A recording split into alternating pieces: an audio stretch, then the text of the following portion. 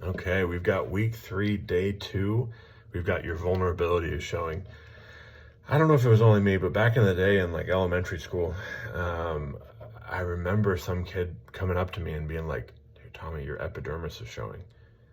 And me having no idea what an epidermis was, uh, panicked a little bit. Like, what is he talking about? Like, did my fly down? Like, did I toilet paper on my shoe? Like, the most mortifying things you can think of running through my head. My mom's a nurse. When I came home from school, I was like, "Mom, what's an epidermis?" And she's like, "Oh, honey, that's just the scientific word for your skin." So I think about that quite a bit, just of when we get really freaked out of things that maybe are actually much more normal than we at first thought. So I like this one. Your vulnerability is showing. Vulnerability is not a sign of weakness, but a testament to our courage to show up and be seen in our authentic selves. It's a testament to our courage to show up and be seen in our authentic selves. My authentic self is not put together all the time. Um, my authentic self right now looks like it is about 9 p.m. on Sunday evening. My wife and I had quite an annoying fight today. I didn't handle my frustration and my mood very well, and I like took it out on her, and we're in the process of repairing, and I had to come here and do some videos because I'm trying to keep my promises. That's kind of so I'm showing you a little bit about what vulnerability might look like. Like, I'm not at my best right now. I'm exhausted. I'm overwhelmed. I have got a lot going on, and it's not pretty all the time. I don't handle it well all the time.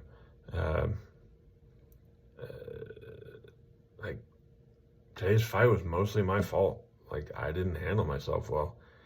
And even if there was some good things that came of it, those were like a byproduct of my wife's, like, patience and her genuineness and her willingness to tell the truth. I didn't do great today. So that's some of mine. And so maybe I'm just practicing this with you guys right now. But that's the name of the game for today's task. Some really cool tools that we can learn, that we have already learned, that we can apply here, is the name it to tame it, especially the feelings wheel, body scan to kind of get us back and connected with our bodies, and really honing in on that to relating. Especially, I think sometimes when we share our vulnerability, we try and like tidy up all the ends so that we don't feel like we're being a burden to someone else. And sure, there are ways to share vulnerability that would be more burdensome than others, so maybe pay attention to that. But just on on the surface, like, sharing vulnerability is actually like a gift that you're giving to someone. It's an honor. That's been the way I've received it when people have shared their vulnerability with me. And so if I'm feeling like what I'm doing is being a burden to people, I'm probably taking up a lot of their space, and I'm probably in that four pattern dynamic. So maybe we can kind of relax a little bit and let loose, knowing that, like, we're gonna be okay. So we've got some questions here that will kind of guide you through thinking about a situation or circumstance where you felt vulnerable.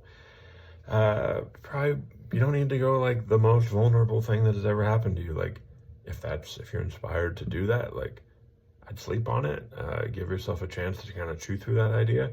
If it still sounds like a good idea, maybe someone that you can trust and someone who has proven themselves worthy with the smaller things probably is worthy of the bigger things too. But so it's all about connecting. It's all about showing up, and not abandoning yourself in the midst of your own vulnerability of going, this is too gross, or this is too shameful, or this is too embarrassing, or this is too weak. Like, all those things are things that you're saying about yourself. So maybe consider that. Hope this one goes well for you.